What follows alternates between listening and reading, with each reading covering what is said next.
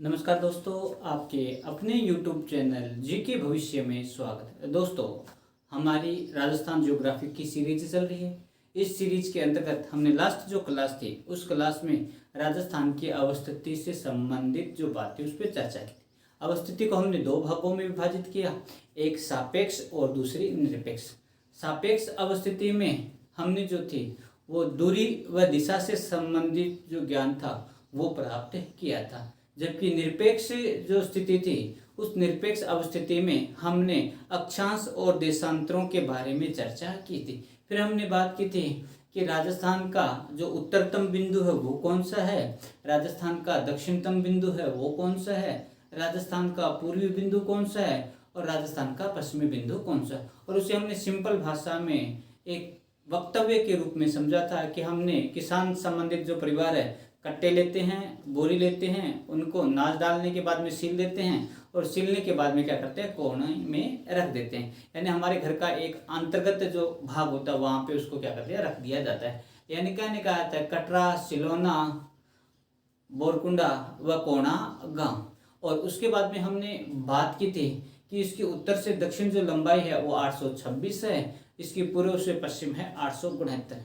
उसके बाद में हमने बात की थी कि इसकी जो विकीर्ण है उनकी जो लंबाई है, जो हम बात करते हैं उत्तर पूर्व से दक्षिण पश्चिम की ओर जो विकीर्ण की लंबाई है वो 784 किलोमीटर है, जबकि उत्तर पश्चिम से दक्षिण पूर्व की ओर जो विकीर्ण है उसकी लंबाई 850 किलोमीटर। ये जो बात थी ये हमने लास्ट क्लास के अंतर्गत की थी। आज जो है वो उससे आगे की हम चर्चा करेंगे। दोस्तों, इस चैनल को जो नए बच्चे देख रहे हैं सबसे पहले वो चैनल को सब्सक्राइब करें। अगर वीडियो पसंद आए तो उसे लाइक कीजिए और अधिक से अधिक दोस्तों के साथ शेयर कीजिए, क्योंकि आप सबको पता है कि ये ऐसे टॉपिक हैं जो राजस्थान के हर कंपटीशन एग्जाम में आते हैं, चाहे वो रीट हो, चाहे पुलिस हो, पटवारी हो, आरएएस हो, स्कूल व्याख्याता, कॉलेज व्याख्याता या अन्य साइंस की जितनी भी एग्जाम होती है। सभी एग्जाम में जहाँ पे जीके आता है वहाँ पे भूगोल के अंतर्गत अवस्थिति से संबंधित जो प्रश्न हैं वो बहुतायत में पूछे जाते हैं। तो दोस्तों, हम अवस्थिति से आगे की जो चर्चा है वो आज करते हैं।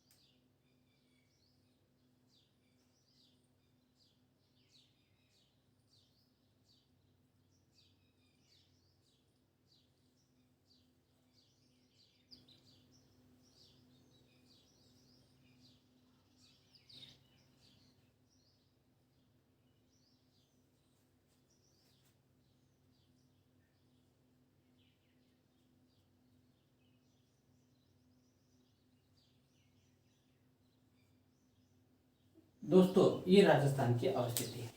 लास्ट क्लास में हमने बात की थी राजस्थान के अक्षांश से विस्तार की।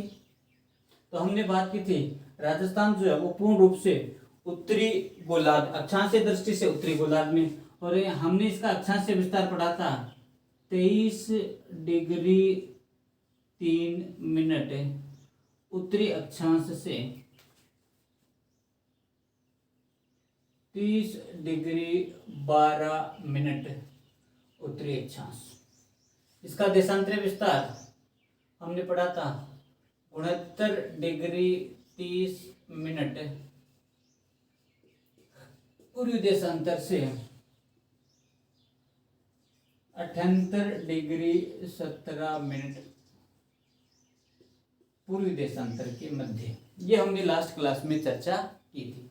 दोस्तों, फिर हमने जो बात की थी कि इस प्रकार से अगर इसमें कर्ण डालें तो उत्तर से दक्षिण क्रम, या हम कहें कोणा गांव से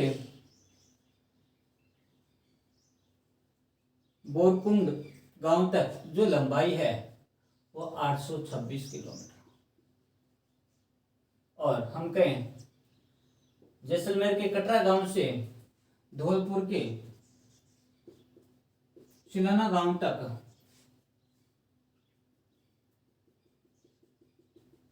जो इसकी कर्ण की लंबाई है वह 869 किलोमीटर। फिर हमने एक जो बात की थी वो बात ये की थी कि अगर इस प्रकार से इसमें हम वीकेंड डालें, ये कौन सी दिशा होगी? उत्तर। और ये कौन सी है? पूर्व। अगर उत्तर पूर्व से दक्षिण पश्चिम के वीकेंड डालते हैं, इस प्रकार से ये डालेंगे तो इसकी लंबाई जो है वो 784 किलोमीटर। जबकि उत्तर पश्चिम से दक्षिण पश्चिम के वीकेंड डालेंगे, ये है 850 किलोमीटर। ये अगर आपको याद है तो, याद होगा शायद, जिनने वीडियो देखा था उन्हें आसानी से क्या होगा? याद होगा। दूसरी, हमने इनके मध्यवर्ती अक्षांश के बारे में बात की थी कि भाई राजस्थान का मध्यवर्ती अक्षांश कौन सा है और राजस्थान का मध्यवर्ती देशांतर कौन सा। जल्दी से आप लोग जो है वो कमेंट करके उत्तर दीजिए कि राजस्थान का मध्यवर्ती जो अक्षांश है वो कौन सा है। तो आप सबको पता है 26 डिग्री 37 मिनट, ये तो मध्यवर्ती अक्षांश है। जबकि देशांतर की बात करते हैं तो 74 डिग्री 17 मिनट जो है पूर्वी देशांतर। कौन सा है? पूर्वी देशांतर। ये राजस्थान के मध्यवर्ती अक्षांश व मध्यवर्ती देशांतर मान। अब देखो दोस्तों, अगर आपने गौर किया होगा, ये मध्यवर्ती भाग है। राजस्थान का क्या है? मध्यवर्ती भाग है। तो बात यह है कि उत्तर से दक्षिण, पूर्व से पश्चिम, जब हम ये दूरी काटते हैं तो राजस्थान के कौन से भाग में आपस में आकर मिलते हैं? दोस्तों, अगर ऐसा जो प्रश्न की बात करूंगा जो हमारे राजस्थान या भारत के कंपटीशन एग्जाम में सर्वाधिक पूछा गया है, तो वो जो है आप सबने स्वर्णिम चतुर्भुज योजना के बारे में सुना होगा। अटल बिहारी वाजपेयी द्वारा भारत में एक महत्वपूर्ण परियोजना प्रारंभ की गई थी जिसे स्वर्णिम चतुर्भुज योजना कहते हैं। यानी कहने का अर्थ ये है, स्वर्णिम चतुर्भुज योजना भारत में सड़क निर्माण से संबंधित महत्वपूर्ण परियोजना मानी जाती है। और ये जो स्वर्णिम चतुर्भुज योजना है, इस स्वर्णिम चतुर्भुज योजना में एक परियोजना थी, और ये जो परियोजना थी, एक थी उत्तर से दक्षिण गलियारा और दूसरा पूर्व से पश्चिम गलियारा। जब हम भारत का भूगोल पढ़ेंगे और वहाँ पे परिवहन पढ़ेंगे तब हम वहाँ पर विस्तार से इस पर क्या करेंगे? चर्चा करेंगे। लेकिन जो आपके कंपटीशन एग्जाम में जो प्रश्न पूछा जाता है वो ये है कि उत्तर दक्षिण पूर्व पश्चिम जो गलियारा है वो आपस में कहाँ पे आकर मिलता है, यानी दोनों का जंक्शन कौन सा है। तो दोस्तों, उस प्रकार के प्रश्न को ध्यान में रखते हुए यहाँ पे हम बात करते हैं कि राजस्थान का मिड पॉइंट कौन सा है। और राजस्थान के मिड पॉइंट की जैसे हम बात करते हैं तो आपको पता है मकराना।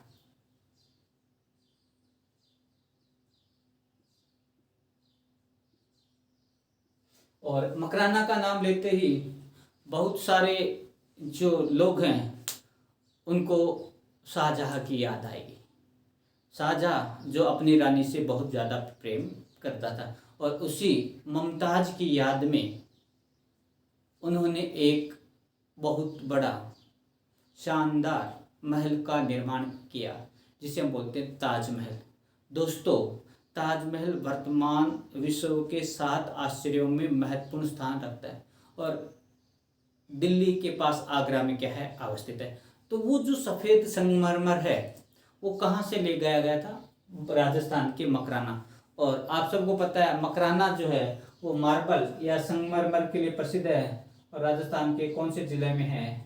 नागौर जिले में अवस्थित है। यानी कहने का अर्थ सफ़ेद संगमरमर जो है उसके लिए राजस्थान का कौन सा स्थान? मकराना क्या है? प्रसिद्ध है। विश्व का सर्वोत्तम प्रकार का जो संगमरमर है वो कहाँ से प्राप्त होता है? मकराना से प्राप्त होता है। तो राजस्थान का मध्य बिंदु जो है वो कौन सा होगा? मकराना होगा। कौन सा होगा? मकराना। अब हम बात करते हैं दोस्तों, ध्यान से सुनना। मैंने जो लास्ट क्लास थी उसमें बताया था राजस्थान का अक्षांश से जो विस्तार है वो 23 डिग्री 3 मिनट उत्तरी अक्षांश से प्रारंभ होता है। तो दोस्तों जैसे ही हम बात करते हैं 23 डिग्री 3 मिनट, तो हमारे जहन में एक प्रश्न आता है जिसे हम बोलते हैं कि पृथ्वी जो है वो अपने अक्ष पर 23.5 डिग्री क्या है? झुकी हुई है। और 23.5 डिग्री झुकी हुई होने के कारण, ध्यान से सुनना, ये पृथ्वी है और ये जो पृथ्वी है ये 23.5 डिग्री झुकी है। तो अपने अक्ष के साथ ये 23.5 डिग्री का क्या बनाती है? झुकाव बनाती है। ये 0 डिग्री या भूमध्य रेखा, इसे बोलते हैं विषुवत रेखा। 23.5 डिग्री बनाती है। तो 23.5 डिग्री उत्तरी अक्षांश रेखा को बोलते हैं कर्क रेखा और 23.5 डिग्री दक्षिणी अक्षांश रेखा को बोलते हैं मकर रेखा। इसी प्रकार से 66.5 डिग्री उत्तरी अक्षांश रेखा जिसे कहा जाता है आर्टिक रेखा और 66.5 डिग्री दक्षिणी अक्षांश रेखा जिसे कहा जाता है अंटार्कटिका रेखा या अंटार्कटिका वर्त, और ये है 90 डिग्री दक्षिणी गोलार्ध यानी दक्षिणी ध्रुव और उत्तरी ध्रुव। तो दोस्तों सबसे इंपॉर्टेंट जो बात है वो हम बात करते हैं 23.5 डिग्री उत्तरी अक्षांश रेखा से 23.5 डिग्री दक्षिणी अक्षांश रेखा यानी कर्क रेखा से मकर रेखा के मध्यवर्ती। देखो दोस्तों हम कहें कि सूर्य जो है वो 2 बार जो है वो विषुवत रेखा पर सीधा चमकता है, एक बार जो है वो कर्क रेखा पर और एक बार जो है मकर रेखा पर सीधा चमकता है। तो दोस्तों ऐसी स्थिति में कर्क रेखा से मकर रेखा के मध्य सूर्य की कैसी किरणें पड़ती है? लंबवत किरणें पड़ती है और इस कारण यहाँ पे गर्मी क्या होती है? ज्यादा होती है और इसीलिए इसे कहा जाता है उष्ण कटिबंध। कौन सा कटिबंध कहा जाता है? उष्ण कटिबंध कहा जाता है। जबकि 23.5 से 66.5 के मध्य उत्तरी गोलार्ध और 23.5 से 66.5 डिग्री दक्षिणी गोलार्ध के मध्य 6 महीने गर्मी रहती है और 6 महीने सर्दी रहती है। उससे हम बोलते हैं शीतोष्ण कटिबंध। कौन सा कटिबंध? शीतोष्ण कटिबंध। और उसके अलावा आपको पता है कि हमेशा सूर्य की किरणें तिरछी रहती है 66.5 से 90 डिग्री उत्तरी अक्षांश, 66.5 से 90 डिग्री दक्षिणी अक्षांश, और वहां पर सूर्य की किरणें तिरछी पड़ने के कारण सूर्य का जो प्रकाश है बहुत कम रहता है और इस कारण वहां पर हमेशा ठंड रहती है और इसीलिए उसे शीत कटिबंध के नाम से क्या किया जाता है? जाना जाता है। तो कहने का अर्थ संपूर्ण पृथ्वी पर कितने कटिबंध है? 3 कटिबंध। एक तो उष्ण कटिबंध कर्क रेखा से मकर रेखा के मध्य, दूसरा शीतोष्ण कटिबंध हम कहें मकर रेखा से 66.5 डिग्री दक्षिणी अक्षांश यानी मकर रेखा से अंटार्कटिका व्रत और कर्क रेखा से आर्टिक व्रत के मध्य, और उसके अलावा शेष जो भाग है वो शीत कटिबंध में क्या किया जाता है? शामिल किया। अब यहाँ पर ये चीज बताने के पीछे मेरा जो उद्देश्य है वो ये है कि यहाँ से एक बहुत ही महत्वपूर्ण प्रश्न पूछा जाता है और वो प्रश्न क्या है? ध्यान से सुने कि 23.5 डिग्री जो उत्तरी अक्षांश रेखा है जिसे हम बोलते हैं कर्क रेखा, कौन सी रेखा? कर्क रेखा, वो राजस्थान के दक्षिणी भाग से होकर क्या करती है? गुजरती है। यानी कर्क रेखा जो है वो राजस्थान के दक्षिणी भाग से होकर गुजरती है। सबसे पहला जो प्रश्न वो यही है, ध्यान से सुनो। ये है 23.5 डिग्री दक्षिणी अक्षांश रेखा, ये हम बोलते हैं कर्क रेखा। राजस्थान के कौन से जिले से होकर गुजरती है? तो दोस्तों मेरी बात ध्यान से सुनना आप लोग कि राजस्थान के ये बांसवाड़ा जिले के मध्य से होकर गुजरती है। बांसवाड़ा जिले के मध्यवर्ती भाग से होकर गुजरती है, जबकि डूंगरपुर के दक्षिणी भाग से होकर क्या करती है? गुजरती है। दोस्तों इस प्रकार से ये बांसवाड़ा है और बांसवाड़ा में आपने नाम सुना कुशलगढ़, और ये है डूंगरपुर। देखो डूंगरपुर के दक्षिणी भाग से होकर गुजरती है यानी स्पर्श करते हुए गुजरती है, जबकि बांसवाड़ा के मध्यवर्ती भाग से होकर गुजरती है। एक बार कंपटीशन एग्जाम में पूछ लिया गया था, देखो अगर प्रश्न पूछ ले कि कर्क रेखा राजस्थान के कौन से जिले के मध्यवर्ती भाग से होकर गुजरती है तो हम करेंगे बांसवाड़ा। अगर यहाँ पे जुड़वा रूप में प्रश्न हो तो पहला ऑप्शन बांसवाड़ा है और दूसरा कौन सा है? डूंगरपुर है। कौन सा है? डूंगरपुर। डूंगरपुर को छूते हुए गुजरती है।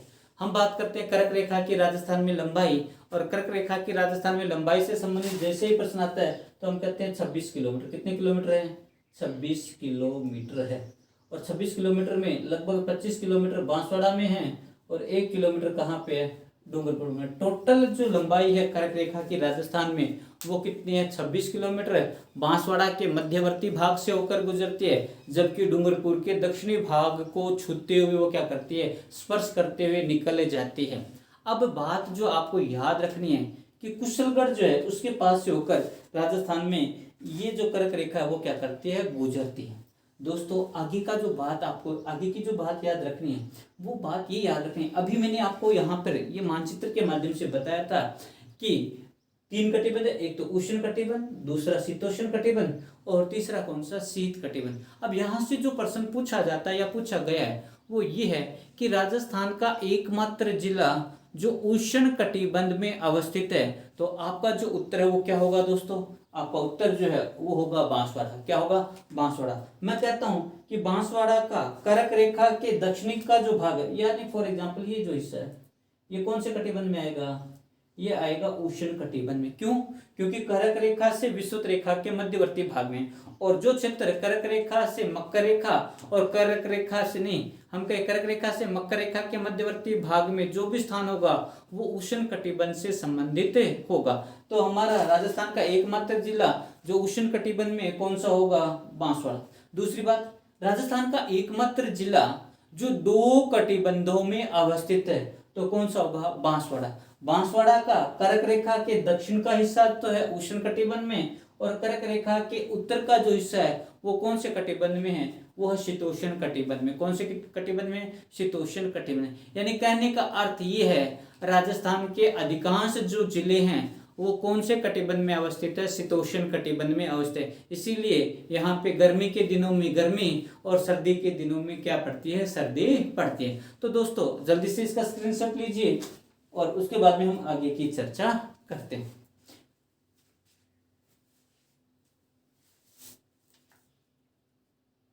ले लिया होगा स्क्रीनशॉट। नेक्स्ट जो हम बात करेंगे वो हम बात करेंगे सूर्य के सापेक्ष में राजस्थान की स्थिति।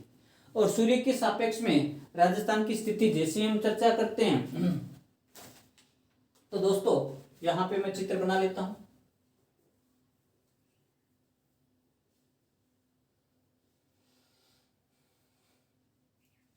प्रश्न आता है कि राजस्थान का कौन सा जिला सूर्य की सर्वाधिक लंबवत किरणें प्राप्त करता है?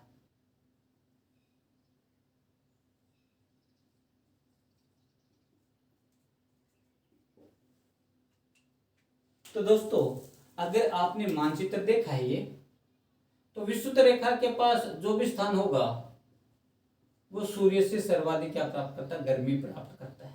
यानी सूर्य की सर्वाधिक सीधी किरणें क्या करता है? प्राप्त करता है। और जैसे जैसे हम विषुवत रेखा से दूर जाते जाएंगे सूर्य की तिरछी किरणें पड़ना प्रारंभ होती है, और मोस्टली सूर्य की सीधी जो किरणें हैं वो कर्क रेखा से मकर रेखा के मध्यवर्ती भाग में क्या होती है? स्पर्श करते हैं। मैं अगर कहूँ कि कर्क रेखा के पास सूर्य की सीधी किरणें कब पड़ती है, तो हम कहते हैं कि सूर्य जब 21 जून को कर्क रेखा पर सीधा चमकता है तो इसके पास का जो भाग है वो गर्म होता है। यानी 21 जून को कर्क रेखा पर सूर्य सीधा चमकता है। तो हमारा सबसे सीधा प्रश्न यही है कि सूर्य की लंबवत जो किरणें हैं वो कौन से जिले पर पड़ती है? राजस्थान के।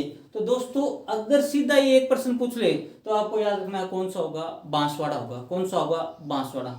लेकिन आजकल थोड़ा सा जो एग्जामिनर है इसी प्रश्न को थोड़ा सा घुमा देता है और घुमाकर प्रश्न पूछता है राजस्थान के वो जिले जो सूर्य की लंबवत किरणें प्राप्त करती है, अवरोही क्रम बताइए। ठीक है, तो दोस्तों आपको 3 से 4 जो क्रम है वो क्या करने हैं? याद रखने हैं। तो हमेशा याद रखना कि सूर्य की सीधी जो किरणें, पहला ऑप्शन जब आएगा तो हम कहते हैं बांसवाड़ा सूर्य की। दूसरा आप सबको पता है कौन सा होगा? डूंगरपुर होगा। कौन सा होगा? डूंगरपुर होगा। तीसरा इनके ऊपर है प्रतापगढ़, और चौथा जो है वो आपको पता है झालावाड़। कौन सा है? झालावाड़। प्रश्न क्या होगा, सूर्य की लंबवत किरणें सर्वाधिक कहाँ पे आती हैं? तो पहला ऑप्शन आपको याद रखना है बांसवाड़ा, दूसरा आपको याद रखना है डूंगरपुर, तीसरा याद रखना है प्रतापगढ़, और चौथा जो है वो याद रखना है झालावाड़। ये वो जिले हैं जहां पर सूर्य की किरणें सीधी पड़ती हैं, यानी सीधी का अर्थ लंबवत पड़ती है। अब जैसे जैसे उत्तर की ओर जाएंगे सूर्य की जो किरणें हैं वो लंबवत पड़ना क्या होती है, प्रारंभ हो जाती है। यानी राजस्थान का उत्तरतम जो जिला है वहां पर सूर्य की तिरछी किरणें सर्वाधिक पड़ती। क्यों पड़ती है? सीधा ही कारण ये है कि पृथ्वी अपने अक्ष पर 23.5 डिग्री झुकी है, और जो कर्क रेखा से जितना ज्यादा दूर होगा वहां पर सूर्य की तिरछी किरणें उतनी ही अधिक पड़ती है। तो प्रश्न आता है कि राजस्थान के कौन से जिले में सूर्य की क्षैतिज किरणें पड़ती है? कौन सी किरणें पड़ती है? क्षैतिज। देखो, एक तो हमने बात की थी लंबवत,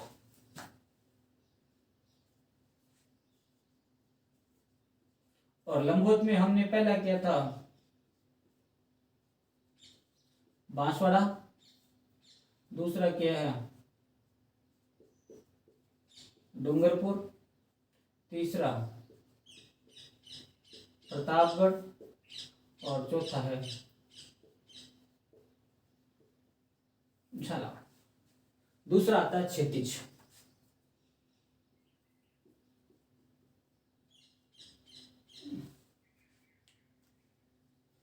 तिरछा कर देते हैं।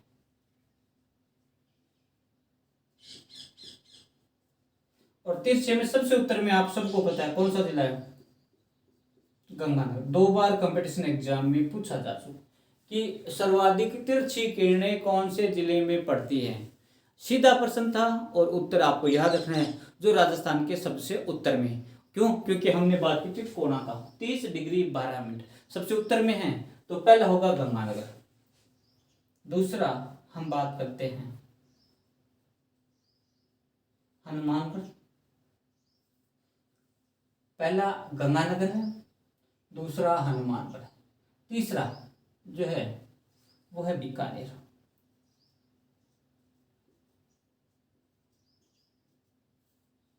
और चौथा जो है वो है चूरू। कौन सा है? चूरू।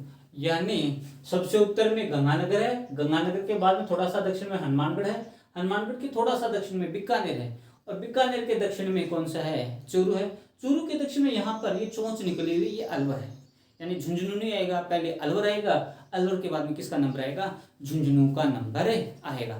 तो दोस्तों, आपको जो याद रखना है वो याद ये रखना है कि राजस्थान के कौन से जिले में लंबवत किरणें पड़ती है और कौन से जिले में क्षैतिज किरणें पड़ती है। तो स्क्रीनशॉट लीजिए, फिर उसके बाद में बहुत ही डीपली जो प्रश्न है उस पर हम क्या करेंगे? चर्चा करेंगे। जल्दी से लीजिए स्क्रीनशॉट। ले लिया होगा स्क्रीनशॉट। अब जो प्रश्न आएगा जो कंपटीशन एग्जाम में पूछा भी गया है और आगे पूछा भी जाएगा, प्रश्न है कि हमने अभी अक्षांशीय विस्तार की बात की थी राजस्थान की, और कंपटीशन एग्जाम में जहां पर माइंड का प्रयोग करना होता है, यानी हाई एग्जाम, बड़े एग्जाम, छोटे नहीं, कभी कभी छोटे एग्जाम में भी प्रश्न को रिपीट कर दिया जाता है। प्रश्न है 70 डिग्री पूर्वी देशांतर रेखा राजस्थान के कौन से जिले से होकर गुजरती है? ये है 70 डिग्री। एक प्रश्न तो ये, और हमेशा वही प्रश्न पूछे जाएंगे अक्षांश और देशांतर से संबंधित जो बहुत कम जिलों से होकर क्या करती है? गुजरती है। दोस्तों, बहुत ही सिंपल प्रश्न है। आपको पता है राजस्थान का अक्षांशीय विस्तार और देशांतरीय विस्तार कहाँ से? ये देशांतरीय 69 डिग्री 30 मिनट पूर्वी देशांतर, और यहाँ पर कौन सा जिला है? जैसलमेर जिला है। और हमने बात की थी कटरा जो है वो स्थान है, और सम तहसील। तो सबसे बड़ी बात यही है कि कौन सा जिला आएगा यहाँ पे? 70 डिग्री पूर्वी देशांतर पर आएगा। मैं यहाँ पे लिख रहा हूँ जैसलमेर। कौन सा आएगा? जैसलमेर, एक मात्र। और ये प्रश्न कम से कम 3 बार पूछा जा चुका है। अब इससे आगे चलते हैं। जस्ट इससे आगे वाली जो देशांतर रेखा है उसको भी आपको ध्यान में रखना है। क्यों? और उस रेखा का नाम 71 डिग्री पूर्वी देशांतर रेखा। 71 डिग्री पूर्वी देशांतर रेखा राजस्थान के कौन से जिले से होकर गुजरते। तो दोस्तों एक तो ये याद आएगा। हम बात करते हैं एक तो जैसलमेर, और जैसलमेर के जस्ट जो नीचे है वो है बाड़मेर, यानी बाड़मेर। जैसलमेर व बाड़मेर में कौन सी देशांतर रेखा होकर गुजरती है? वो गुजरती है 71 डिग्री पूर्वी देशांतर रेखा, 71 डिग्री पूर्वी देशांतर रेखा। नेक्स्ट जो देशांतर आएगा जस्ट अगली है, उसी से बात करते हैं। थोड़ी सी बन गई है, हम बात करते हैं इसी के पास है।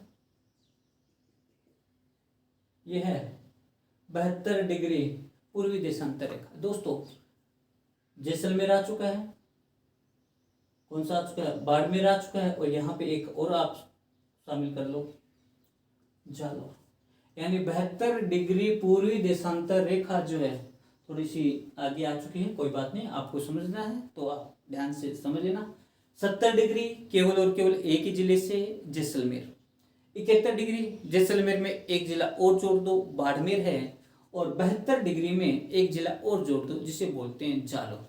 कौन सा है? जालौर। नेक्स्ट जो आती है वो आती है 78 डिग्री। देखो 78 डिग्री 17 मिनट है, तो मैं कहता हूँ 78 डिग्री जो पूर्वी देशांतर रेखा है, 78 डिग्री पूर्वी देशांतर रेखा है, वो कौन से जिले से होकर गुजरती? दोस्तों एकदम सिंपल प्रश्न है, क्योंकि 78 डिग्री 17 मिनट कहाँ पे है? 78 डिग्री 17 मिनट कहाँ पे है? धौलपुर में। तो 78 डिग्री पूर्वी देशांतर रेखा कहाँ से होकर गुजरेगी? वो गुजरेगी धौलपुर से होकर। कहाँ से होकर गुजरेगी? धौलपुर से होकर। तो कम से कम ये 4 जो देशांतर रेखा हैं वो आपको याद रखनी है। कौन कौन सी? पहले 70 डिग्री है, उसके बाद में 71 डिग्री है, उसके बाद में 72 डिग्री है, और उसके बाद में कौन सी? 78 डिग्री है। ज़्यादातर मोस्टली जो एग्जाम में प्रश्न पूछे जाते हैं वो 1 या 2 जिले से संबंधित ही प्रश्न पूछे जाते हैं। तो आप जल्दी से इसका स्क्रीनशॉट लीजिए, फिर हम अक्षांश रेखाओं की बात करेंगे। ले लिया होगा? तो दोस्तों अब यहाँ पे हम थोड़ा सा बात करते हैं।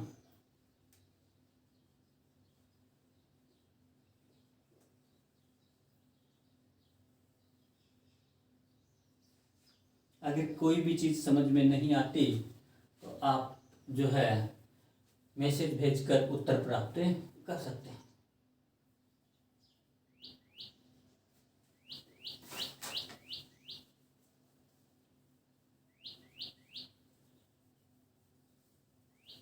दोस्तों सबसे पहले जो देशांतर आएगी वो आएगी 30 डिग्री उत्तरी अक्षांश।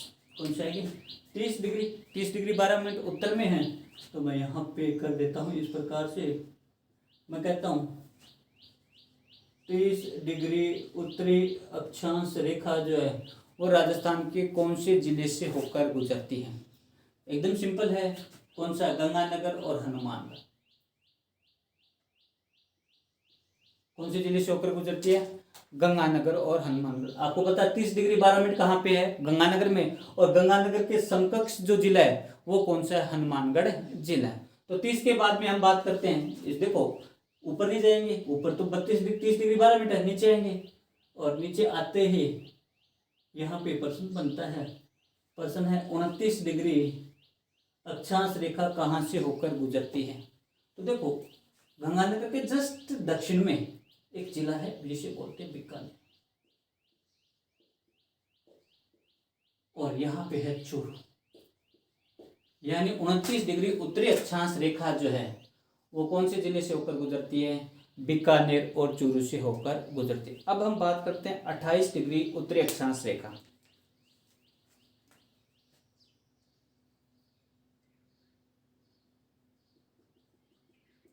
और 28 डिग्री उत्तरी अक्षांश रेखा जो है वो यहाँ पे है जैसलमेर, बीकानेर।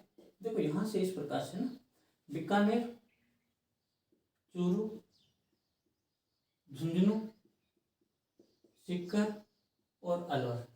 देखो दोस्तों ये इसलिए बनाया है क्योंकि एकमात्र अक्षांश व देशांतर रेखा जो शेखावाटी से होकर गुजरती है अक्षांश की बात कर लो चाहे देशांतर, देशांतर कोई भी नहीं है जो तीनों से होकर क्या करती है, गुजरती हो। तो आपको याद रखना है कौन सा है, 28 डिग्री उत्तरी अक्षांश रेखा। कौन सी रेखा है, 28 डिग्री उत्तरी अक्षांश रेखा जो है वो कहाँ से होकर गुजरती है, जैसलमेर, बीकानेर, चूरू, झुंझुनू, सीकर और अलवर। और लास्ट याद रखनी है 24 डिग्री अक्षांश रेखा। और 24 डिग्री जो अक्षांश रेखा है वो राजस्थान के दक्षिणी जो भाग है वहां से होकर क्या करती है, गुजरती है।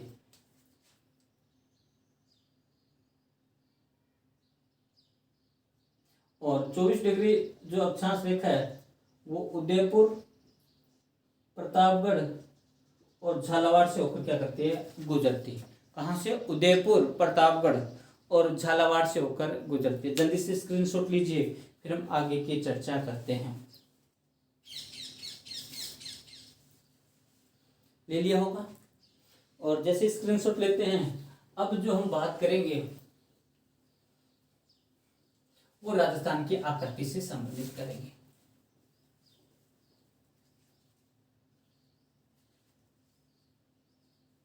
दोस्तों, आकृति से संबंधित बहुत ही महत्वपूर्ण प्रश्न लगातार कंपटीशन एग्जाम में पूछे जाते हैं और उसको ध्यान में रखते हुए हम यहाँ पर अत्यंत गहराई से संबंधित जो प्रश्न है वो लेकर आए।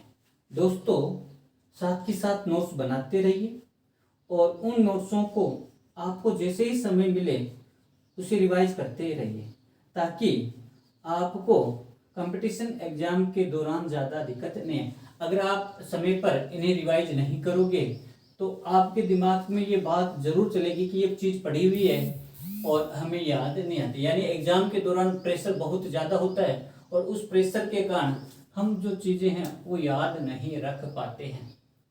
दोस्तों, ये अपना राजस्थान, और हम बात करते हैं आकृति से संबंधित बात। पहली बात करते हैं आकृति। और आकृति से संबंधित जैसे हम बात करते हैं, हमें पता होना चाहिए कि राजस्थान की आकृति कैसी है और सर्वप्रथम वो आकृति किस महोदय ने बताई है।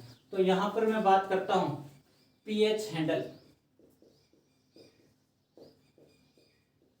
पीएच हैंडल प्रथम विद्वान था जिसने राजस्थान की आकृति के बारे में बताया। देखो, अगर आपने राजस्थान की आकृति देखी होगी तो राजस्थान की आकृति इस प्रकार से है। हम बात करते हैं, ये जो आकृति है ये पतंग के समान, जैसे पतंग के समान। तो सबसे पहला जो प्रश्न आता है वो आता है राजस्थान की आकृति कैसी है। तो देसी भाषा में आप देखोगे तो ये चतुर्भुज नहीं बनता है, इसे हम बोलते हैं विषम कोण चतुर्भुज के समान। कैसी है, विषम कोण चतुर्भुज के समान जो आकृति है वो किसकी है, राजस्थान की। और ये जो आकृति ये पतंग के समान है, इसीलिए हम बोलते हैं पतंगा आकार आकृति। पहला तो हम बोलते हैं पतंग के समान, दूसरा बोलते हैं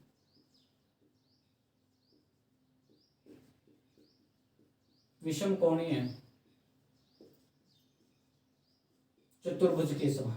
और सबसे इंपॉर्टेंट जो नाम याद रखना है,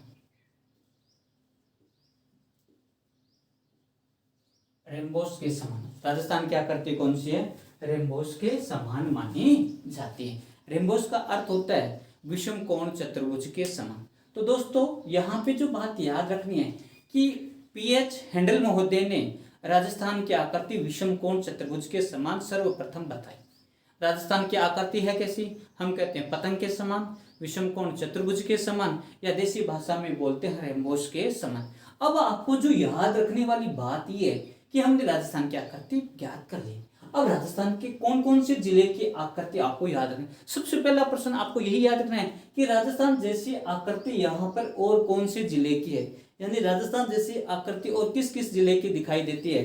तो आपको पता एक ही जिला है और वो जिला है अजमेर के दक्षिण में, और उसे हम बोलते हैं टोंक। टोंक की जो आकृति है वो कैसी है, वो है राजस्थान जैसी। यानी राजस्थान जैसी का अर्थ है पतंग के समान, विषम कोण चतुर्भुज के समान या रेम्बोस के समान। दूसरी हम बात करते हैं, यहां पे है बाड़मेर।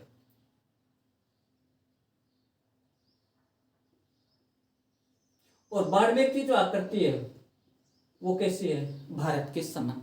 यानी जैसी आकृति भारत की है वैसी आकृति किसकी है, बाड़मेर की है। यानी राजस्थान का कौन सा जिला है जो भारत जैसे आकृति रखता है, तो आपको याद रखना है कौन सा है, बाड़मेर जिला। तीसरा यहाँ पे आता है हमारा सीकर, और सीकर की जो आकृति है वो अर्धचंद्राकार, या हम कहें प्याली नुमा है। कैसे है, प्याले नुमा है।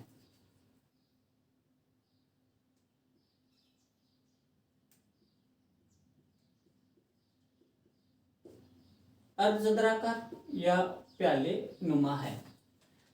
उसके बाद में यहां पे है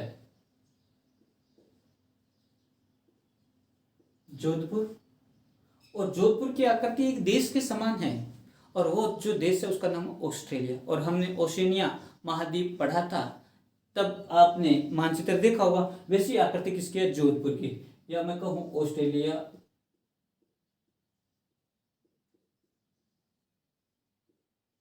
देश के समान। या एक इसके लिए प्रयोग और किया जाता है, कंपटीशन एग्जाम में पूछा जाता है,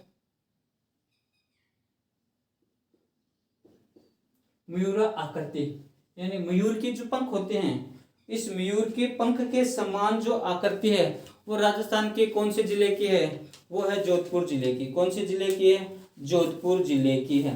दूसरा दोस्तों, यहां पे आओ, यहां पे है चित्तौड़, और चित्तौड़ दो भागों में खंडित जिला है।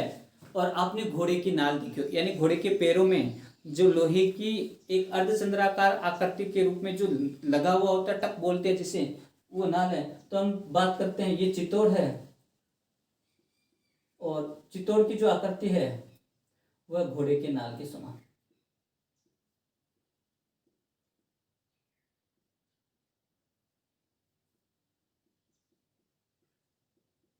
जैसे घोड़े के नाल के समान। दूसरी हम बात करते हैं करौली, किसकी बात करते हैं, यहां पे है करौली, और करौली की जो आकृति है वो कैसे है, बतख के समान है। कैसे है, बतख के समान मानी जाती है। दूसरी दोस्तों हम बात करते हैं दौसा की, यहाँ पे दौसा जयपुर के पास, और दौसा की आकृति है धनुष आकार, यानी धनुष जो होता है, धनुष के आकार की जो आकृति है राजस्थान का कौन सा जिला रखता है, वो रखता है दौसा। जल्दी से स्क्रीनशॉट लीजिए, उसके बाद में हम और पर चर्चा करते हैं। जल्दी से ले लीजिए आप स्क्रीनशॉट।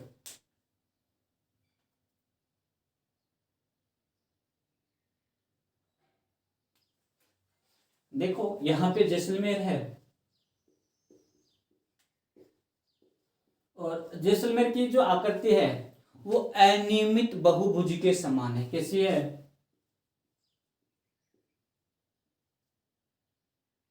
अनियमित बहुभुज के समान मानी जाती है। दूसरा जो हम बात करेंगे वो यहां पर अजमेर है, और अजमेर की जो आकृति है वो कैसी है, त्रिभुज के समान मानी जाती है। किसके समान मानी जाती है, त्रिभुज के समान मानी जाती है। तो दोस्तों ये जो चीज़ है ये आपको क्या करनी है, याद रखनी है। और एक यहाँ पर हम बात कर लेते हैं भीलवाड़ा की, और भीलवाड़ा की जो आकृति है वो आयता आकार है। कैसी आकृति है, आयता आकार है। जल्दी से स्क्रीनशॉट लीजिए, उसके बाद में हम इससे आगे की चर्चा करते हैं।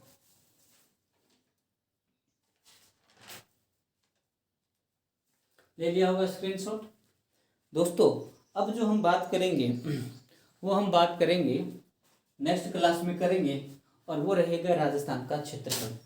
और क्षेत्रफल से संबंधित प्रश्न बहुत बार पूछा भी गया है, लेकिन आजकल पुराने टाइप के जो प्रश्न वो नहीं पूछे जाते, नई स्टाइल में प्रश्न आ चुके हैं। अब देश के संदर्भ में तुलना करते हुए या राजस्थान के जिलों के संदर्भ में तुलना करते हुए प्रश्न बनाए जा रहे हैं, तो उस संदर्भ में आप तैयार रहिए। मेरी कोशिश यही रहेगी कि एग्जामिनर कितना ही गहराई से प्रश्न क्यों ना बना ले, आपको प्रत्येक प्रश्न से संबंधित जो एग्जामिनर की रूह होती है वो मैं आपको बताऊं। तो उसी को ध्यान में रखते हुए लगातार डीप से डीपली जो वीडियो है वो बनाए जा रहे हैं। मेरी आपसे अनुरोध है कि इस वीडियो को आप कम से कम 2 बार देखकर नोट्स बनाएं ताकि आपको आसानी से याद हो जाए। तो दोस्तों आज की क्लास में इतना ही। जो बच्चे नए हैं वो चैनल को सब्सक्राइब करें। अगर वीडियो पसंद आए, अगर आपको लगे कुछ नई चीज़ आपने प्राप्त की है तो आप चैनल को सब्सक्राइब करने के साथ साथ लाइक करें और अपने दोस्तों को अधिक से अधिक शेयर कीजिए। और मेरी कामना यही है कि आप जो है उन 2% बच्चों में रहें जिन्हें सफलता मिलती है। यानी कहने का अर्थ सफलता प्राप्त करने वाले जो प्रतिशत है वो बहुत कम है, केवल और केवल 2%। और 98% जो है वो असफल है। आपको ही चुनना है कि आप 2% में आना चाहते हो या 98% में आना चाहते हो। भीड़ बहुत है, आपको भीड़ से हटकर कुछ नया करना होगा। और यही मेरी शुभकामनाएं हैं कि आप लोग जो हैं वो सफलता को प्राप्त करें। जय हिंद, जय हिंद, जय भारत।